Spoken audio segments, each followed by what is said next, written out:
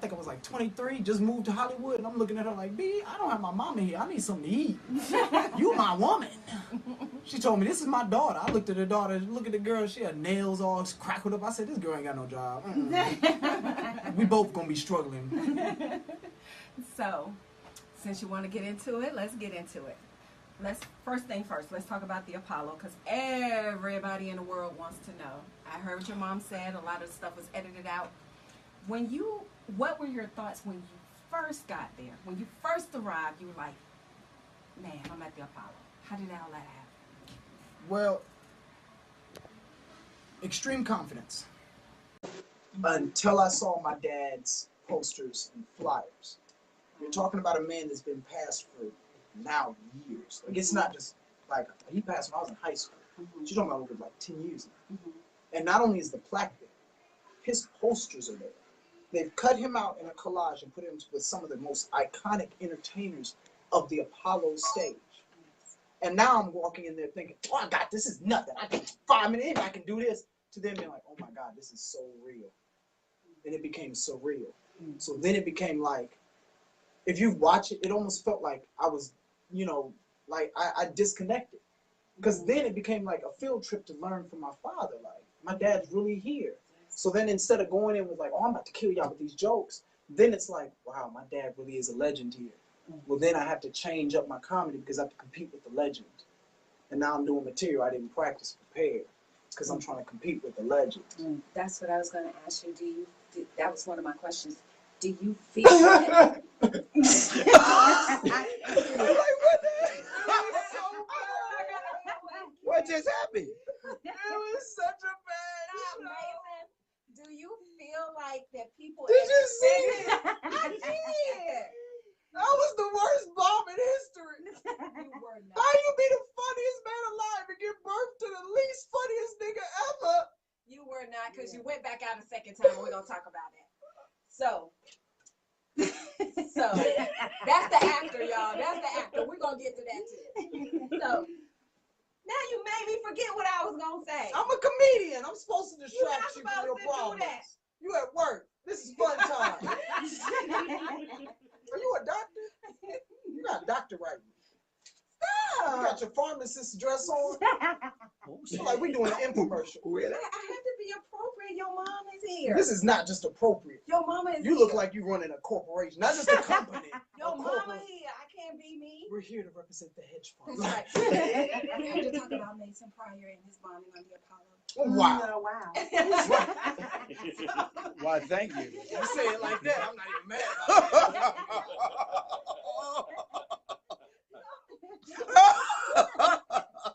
Remember that? Y'all see that clip where I'm a roaster when she was still cool with Donald Trump?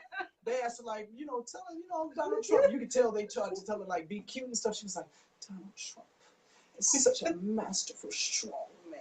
And anybody against him has to bow down and beg for forgiveness. Wow. And the next week she got fired, was walking through the White House walls. That motherfucker can kiss my ass. I said, what happened to bowing down to this nigga?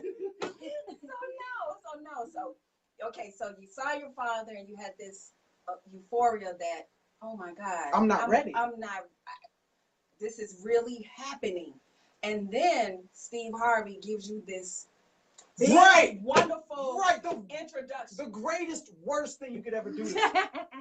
We were just passing the torch down. This man right here is going to be so good at comedy. He's going to walk on water. This man can stop time with his jokes. This nigga is Jesus with punchlines. Coming up is Mason Pryor. And then you feel like, oh shit, I have to be my dad. Yeah. I was already screwed. I was nervous. I tried to go out there and fake it the best I could. I did the first part of the routine I knew I was going to do. And then after that, hey. And you just kind of like men that knew they shouldn't be talking to you. And then they just had to give you the mind. Look, baby, I'm sorry. It didn't work out the way I thought it would. I wanted the Apollo to work out. I thought it was going to work out. But you know what? So that happened.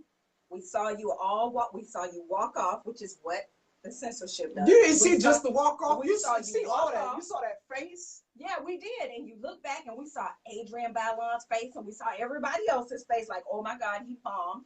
But then we saw Steve Harvey come out there and say you guys should be With ashamed the of arms. yourselves. Do you see the arms? How did that make you feel? He came in with the Papa Bear arms.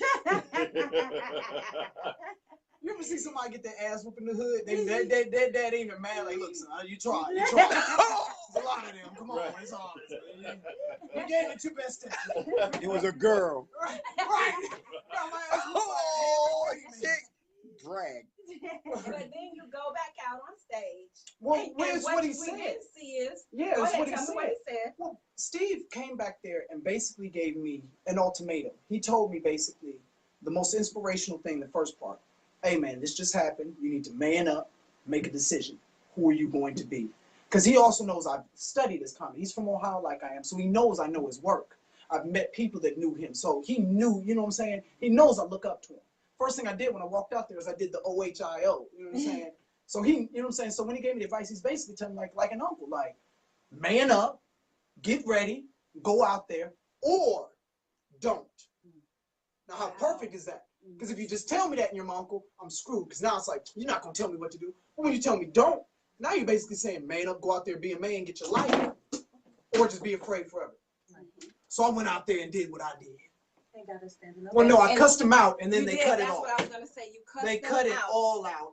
And so it almost looks like I got sympathy laughs. Right, and that's what I wanted. And it's crazy because anybody that's from New York, they'll tell you, New York does not fake it. Like, I don't get how you think New York would go from booing me so venomously to then just giving me sympathy laughs. Did you feel like you felt like they were sympathy laughs, or do you No, feel I like went when out you there went out tore there? that MF up. Yeah, because you went out there and I saw you. You was like, somebody was booing and you told them to sit there. No, y'all have no idea. I ain't. No, well, go ahead and tell us. This Steve is on iHeartRadio told some dude what you want to do, like for real, like what you want to do. Something I learned from Mike Epps. He got an issue with somebody in Columbus, and the crowd looked like they might turn. He jumped out on the stage, off the stage, and stared in the dude's face like, "What's up, man?" And dude pumped out. So I thought, all right, I'm gonna try some Mike Epps, tough stuff. But I'm not big, like I'm not Mike Epps. So I was like, "So what you want to do?" The nigga was like, "What's up, then?"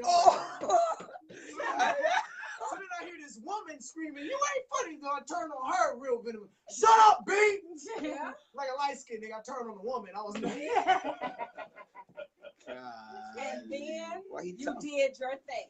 well, yeah, after that, they was like, but they were shocked. And you know how a crowd give you that moment of like, we're about to kill you? I saw them rolling up the sleeves, but when they was rolling up, I said, man, let me tell a joke real quick. I threw a couple jokes in there, told a joke about my mama and my dad being raised real fast. They kind of was like, ah, ha, ha. That's all I'm rolling the sleeves back down. Started telling my crack tales of being with some of these crazy girls trying to get with me just because they know my dad got the cocaine. Oh, yeah, they love them stories. And then what happened? You got a standing ovation. Yup. Yes, you did. And then Everybody Fox stood cut it up, all and they out. cut it out. What? Because it's Fox. You can't talk about cocaine, race jokes, sex with a white girl, and she leaves you for hoes. Like, no, you're not doing that on Fox. Better take that to Family Guy. Was that like your aha moment? Yeah, it's Like I came, I saw, I got thought my I ass was whooped defeated, like Rocky, but and I then came I back. came back. And I Adrian! Adrian! So I'm glad we were able to squash that because it really painted a full picture of you really don't know what goes on behind the scenes. And you just automatically, so he's been beat up, talked about, ridiculed, people saying, no, I don't want to see him because they think that he's not funny. Oh, I got blackballed. Wow. Yeah. Yeah. The only reason I'm here now is because Steve, not only behind camera, in front of the camera, walked up and embraced me the way he did for as long as he did. Because now we can't just cut it out. Because Steve just had this moment with him, so we have to show this moment. But to the other comedians, it's, look what Steve just did for young Pryor. If anybody ever was wondering, how do we help these new young kids? He just showed you, so what's your excuse? Right. So Do you then, find that some of these comedians come at you because they feel like you have a silver spoon in your mouth because of your father? I just want to know. Or what's are they, crazy or is are you they would being ask cool that. with you? What's crazy is you would ask that. So I would more inclined to say, I would assume that would be, because For 1 truth second. is like rain. You don't give a fuck who it fall on. Right. So let's just be honest. Like, there's nothing that I am going to do that isn't going to be the same thing for anybody else. So we know, like, yeah, we know who your dad is. We know where you're from. And then you come out there and give this hokey kind of Like, dude, we get it. Like, you Kanye West out. Like, it's not a good year for weird black people. So it's just like, and then not just that. You're talking about Pryor's kid. Right. So they're seeing you. Like Michael They're Jordan's hearing kids you, didn't play and basketball, they're right? assuming that you're gonna come out and be just automatically. Right, but at least they went to college. They tried. You're talking about, I've never knew Pryor had a son. And he walks out there and looks just like this man. And he's garbage. You know how disappointed the culture was? And I'm not just talking black. I had Asian people talking about, fuck you, Mr. Pryor. Fuck you. Like, that meant a lot. You know? So it was just, you're talking about, if it wasn't for Paul Mooney calling me up, because, you know, that's uncle, and being like, look, hey, look, nigga, I heard about your Apollo show. I'm not having it. Come do a show with me. And if you're not funny, forget the bomb. I'll just shoot you myself.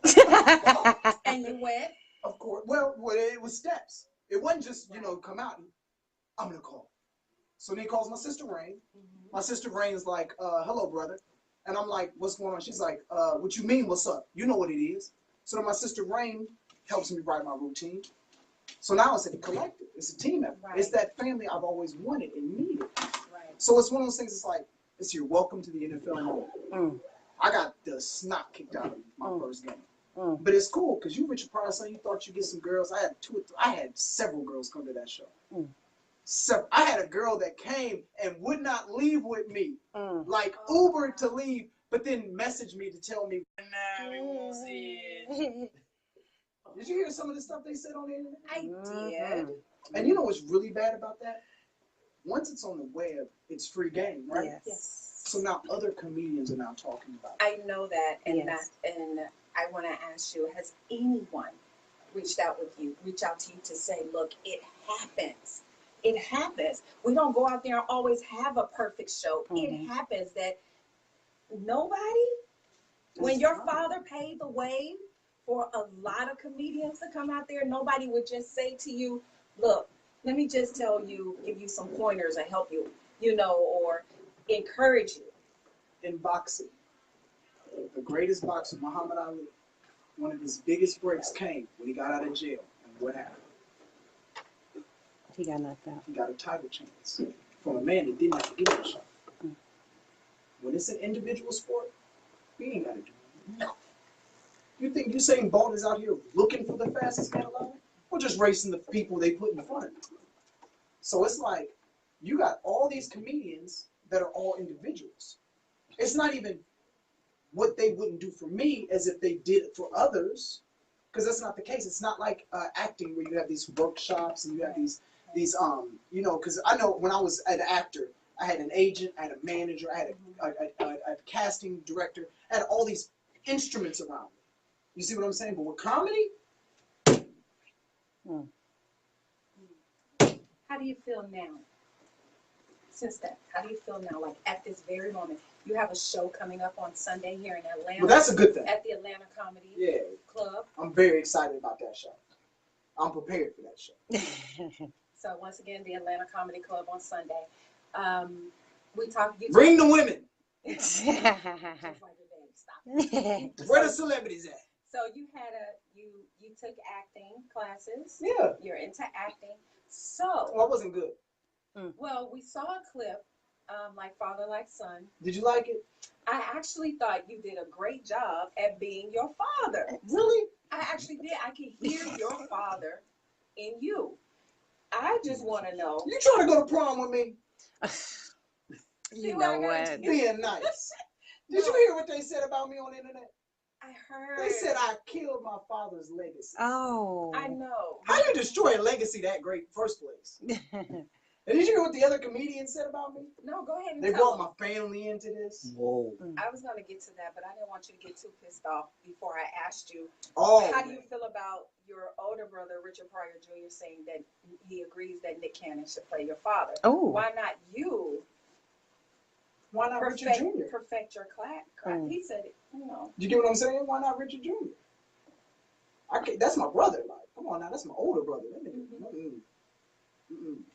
Who do you think should play your father? It's not that I want to be honest and say a bunch of stuff, But number one, I don't think he wasn't thinking about me at the moment, so he wasn't like Nick Cannon over my brother type of thing. I think he was just saying pro Nick Cannon. And then number two, them older Pryors are still, they got some of that old Richard life. I don't want that man trying to come beat my ass. Oh, well, in that case, we're gonna move on to the next question because we ain't trying to get him fighting. The young Pryors, we light skinned and docile. Them other ones that was raised in Peoria, they know some shit. Do you think you could pull it off? Playing dad? Yeah. I mean, I tried. But to say, do I think I could pull it One of off? our studio audience members said they think you can. Careful. Thank you, love. What's your number? Right over there. He said it. Oh, one of the ladies on the phone. I came to Atlanta. I think you I can do was it. some women. I see it. I heard about all these women. He said he think you can do it. So It's like, you know, if it wasn't like, can I start out like warming up for somebody that's not as famous? Like, can I do like a comedian that just ain't shit and work my way up? You asking me to like first big feature film, do Richard Pryor. Like, do your dad. I'm okay with doing my dad. That's what I'm saying. Like my father and Richard Pryor, even though it's the same face, it's two completely different people. Right. Completely. People will kill you over Richard Pryor. Over one Trump joke. You know what they said about my mama? I They was were gonna so get to that. disappointed in me that they took it out on my Talking mother. your mother. Yes. Have you addressed that? She won't let me. I'm asking you. She will let you. She will let me? I've talked to your mother. I want to know how you feel. I've been talking to your mother almost every day for a long time now. LAPD, I want y'all to know something. Y'all need to go to every comedy club in LA and protect these comedians that said this stuff. Because I promise you, oh my God, I promise you, I ain't got nothing to lose. And I'm going to get you niggas back. Believe that. Bitch ass niggas. Yeah, you can't say stuff about somebody's mom and not expect them to be upset. It's just. Oh, it ain't as upset. They it's knew me. just- They knew me. You gotta understand, people love my dad. They already knew me. So it's like a man that you know in the street, like you know that person. And then they say that shit behind your back because they know you can't say it to your face. This ain't just comedy no more. This ain't comedy. I'm gonna get you back. On that note, what else do you want to say, basically? Oh, nothing. I'm just being cryptic. When you edit it up, they'll think it's tough. I'm not actually gonna do anything. I just want them to see it. This nigga gonna get it. Look at these arms. What am I doing in a fight? I ain't doing that. Scare these niggas and keep it moving. Get my paper. That's what I'm on. Right. You know how exciting it is? Like, you're talking about like Richard Pryor's basically bastard son. My whole life, I've basically gotten opportunities just because I look like my dad. I've embraced it. Everything that people have done is really because they didn't know how to treat me. They didn't know how to react to me. They're looking at me like, dude, you're Muhammad Ali, you're Barack Obama's kid, and you just walk around like a civilian. So it's almost like they feel like sometimes, can we F with him and maybe if we throw him off, he'll become Richard Pryor? I'm sure that's what it is. And in your video, Like Father, Like Son, you asked your dad, I don't even know if you're proud of me. Do you think your dad is proud of you? You don't think so? Do you know how hard it is to be able to do what you do? I'm just being honest with you. Do you know how hard it is to be able to be the son of an icon? Look at me. Don't look at the thing. Look at me. To be the son. You want me to cry? No, I want Yeah, you to I look can at see me. you trying to get me to cry. No, do you know how hard it is to be the son of an icon and step out on stage in your father's footsteps? Do, as they say, bomb. Walk up the stage like, F this, I'm going to turn around, and then turn around and go back and kill the damn crowd. That's what you did. That was your aha moment to say, for all of you that want me to be my daddy, this is me. I might look like my daddy. I might sound like my daddy. This is genetics. But I just went out there and killed this shit, and all y'all missed it. But the people that were there knew that I did this. That was my aha moment that says, I was born into this, and I'm just going to be me. I'm not going to be my dad. I'm not going to be what you say that I should be. I am going to be Mason Pryor. I'm a combination of my funny ass mom, Miss Mason, and my dad, who made the world laugh. Stop effing with me and let me get out here and do my thing and stop expecting me to be my dad. That was your aha moment. So you change Well, your... now I know my intro to my comedy routine. I know that. You change your stuff to ignorance on your social media. Yeah, because that's what I feel like. I felt like I fell from grace. You did not. You got to accept that. You got to accept that you went out there and you did something. You turned around and you came back when they was punching you in the face. Excuse my Now face. look, I gotta get something in your heart. Because I've been there. And that's why I'm talking to you. You been your prize kid too. I know. Boy, Daddy, get when we away. get off the air. But I'm just saying, forget what they have to say about you. Get out there and do you. You're funny. You've had us laughing since you walk in the door. You have. And you are you. You are Mason Pryor. And when you put your stamp on it, Mason Pryor, when they come out there and they expect you to be your dad, no, I'm Mason. I flew too close to the sun and y'all let me burn my wings. If you don't know the story of Icarus, look it up. And I felt like I fell from grace, but I didn't. I got back up. I got back up, and you got back up, baby. There it is. You want to close this I out? don't even know what to say. Okay, then. Well, that's my point. I've never had that type of support outside of my mama. People are You just gonna ruined my relationship at home. Like, girl, you gotta go. You are not supportive. So forget what they say. Get out there, do you, and be you.